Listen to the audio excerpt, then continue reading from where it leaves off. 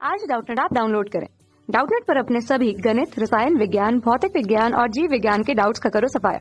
बस प्रश्न की फोटो खींचो, एक ही प्रश्न को क्रॉप करो और तुरंत वीडियो सोल्यूशन पाओ। अभी डाउनलोड करें। हेलो दोस्तों, क्वेश्चन दे रखा है कि अप्रत्यास्थ टक्कर समझाना है और सिद्ध करना है कि अप्रत्यास्थ टक्कर में गति ऊर्जा का संरक्षण नहीं होता है। ठीक है, अथवा सिद्ध कीजिए कि अप्रत्यास्थ टक्कर में गति ऊर्जा संरक्षित नहीं रहती बल्कि ऊर्जा का ह्रास होता है। ठीक है, तो बात एक ही है। देखिए, इसको पहले हम समझते हैं दोस्तों, अप्रत्यास्थ टक्कर क्या कहलाता है। ठीक है, तो अप्रत्यास्थ टक्कर होता है दोस्तों एक ऐसा टक्कर जिसपे संवेग तो संरक्षित रहता है लेकिन गति ऊर्जा संरक्षित नहीं रहती। ऐसे टक्कर को हम क्या बोलते हैं? अप्रत्यास्थ टक्कर बोलते हैं। ठीक है, मतलब क्या होता है कि संवेग संरक्षित हो, ठीक है, बट गति ऊर्जा संरक्षित ना हो। ठीक है, संवेग संरक्षित होता है ना, तो लेकिन गति ऊर्जा संरक्षित नहीं होती। लेकिन अब इसको हम समझते हैं ऐसा क्या कारण है कि गति ऊर्जा संरक्षित नहीं रहती। ठीक है, लेकिन गतिज ऊर्जा संरक्षित नहीं होती। ठीक है दोस्तों, गतिज ऊर्जा संरक्षित नहीं होती है। अब देखिए, इस क्वेश्चन को समझने के लिए हम क्या करते हैं दोस्तों, डायग्राम बनाते हैं। ठीक है, हम देखते हैं कि अगर हम देखते हैं कि एम ए द्रव्यमान का पिंड और एक दूसरा पिंड है दोस्तों एम बी द्रव्यमान का पिंड। ठीक है, इसका वेग हम मानते हैं u1 है और इसका वेग दोस्तों क्या है? इसका वेग हम मानते हैं कि u2 है। ठीक है, और जो u2 द्रव्यमान का पिंड है हम देखते हैं कुछ इस दिशा में गति कर रहा है। ठीक, अब टक्कर के बाद क्या होता है दोस्तों? अगर अप्रत्यास्थ टक्कर है तो हम जानते हैं कि पिंड क्या होते हैं दोस्तों, आपस में चिपक जाते हैं। ठीक है, ये पिंड क्या होते हैं? कुछ इस तरह से हमने क्या देखा कि चिपक जाते हैं। ठीक है, इसकी स्थिति को हम बना रहे हैं दोस्तों, पिंड क्या होते हैं?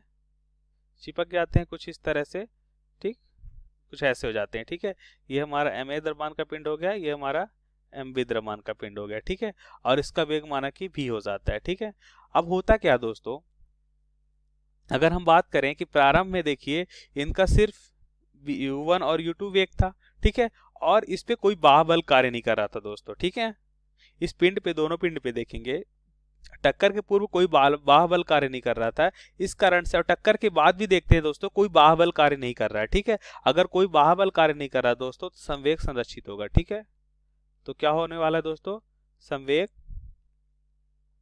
संरक्षित रहने वाला है। ठीक है, और संवेग संरक्षित का मतलब क्या हुआ कि जो प्रारंभ में संवेग था वही अंत में संवेग होगा। ठीक है, तो पिंड का जो प्रारंभ में संवेग रहा होगा टक्कर के बाद भी वही संवेग रहा होगा। ठीक है, अब बात करते हैं गति ऊर्जा की। तो प्रारंभ में क्या देखते हैं दोस्तों, इस पे सिर्फ और सिर्फ गति होती है। ठीक है, दोनों पिंड में, इस कारण से इसमें सिर्फ गति ऊर्जा होती है। ठीक है, लेकिन टक्कर के बाद क्या होता है दोस्तों? टक्कर के बाद जो कुछ ऊर्जा होती है, प्रारंभ में जो कुल ऊर्जा थी, गति ऊर्जा की बात कर रहे हैं दोस्तों, जो गति ऊर्जा थी, बाद में क्या होता है, यह ऊर्जा जो है किसमें चली जाती है? ऊर्जा का जो गति ऊर्जा का कुछ मान, गतिज ऊर्जा का कुछ मान किसमें परिवर्तित हो जाता है दोस्तों?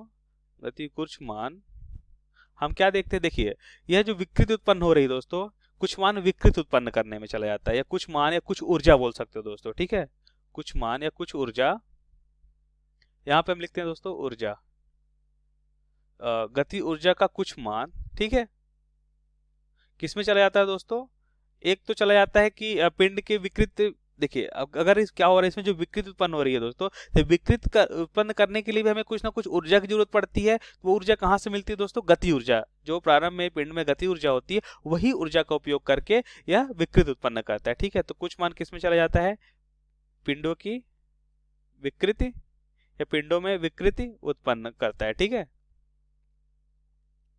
उत्पन्न करने में। ठीक है, और दूसरा भाग देखते हैं। दूसरा भाग हम क्या देखते हैं कि देखिए, अगर पिंड टकरा रहा होता है दोस्तों तो कुछ ऊर्जा जो है ना ध्वनि में भी चली जाती है। हम जानते हैं कुछ हमें ध्वनि भी सुनाई देती है, तो कुछ ऊर्जा का मान ध्वनि में परिवर्तित हो जाता है। और क्या होता है दोस्तों, देखिए कभी कभी क्या होता है, आपने देखा चिंगारी वगैरह भी निकलती है टकराने पे। ठीक है, या ये गर्म हो जाता है तो कुछ मान किस में चला जाता है? उष्मा में चला जाता है। ठीक है, तो इस प्रकार हम देखते हैं दोस्तों कि जो ऊर्जा है हमारी वो क्या होती है, जो कुल ऊर्जा थी प्रारंभ में, गति ऊर्जा थी, वह क्या होती है? उसका मान कम हो जाता है। ठीक है, विकृति उत्पन्न करने में, ध्वनि में, उष्मा में, इस तरह से जब ऊर्जा का मान कम हो जाता है तो इस प्रकार हम कहते हैं कि गतिज ऊर्जा जो है संरक्षित नहीं रहती। ठीक है, यही कारण था गति ऊर्जा संरक्षित ना रहने का। ठीक है, गति ऊर्जा संरक्षित